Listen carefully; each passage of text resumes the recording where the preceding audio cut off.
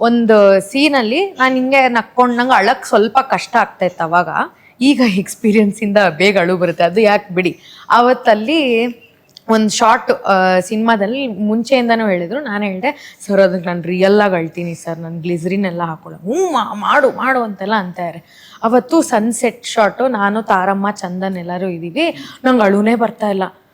ಇವರು ಪ್ಯಾಕಪ್ ಮಾಡೋಕ್ಕಾಗಲಿಲ್ಲ ಅಂತ ಏನೋ ಹಿಂಗೆ ಬೈದ್ಬಿಟ್ಟವ್ರು, ಅದಕ್ಕೆ ಅಳು ಬಂದ್ಬಿಡ್ತು. ನಾನು ಹಿಂಗೆ ತಿರುಗ್ಬಿಟ್ಟು ನೋಡಿ ಅಳ್ತಾ ಇದ್ದೀನಿ ಅಂದ ತಕ್ಷಣ ರೋಲ್ ಅಂದರು.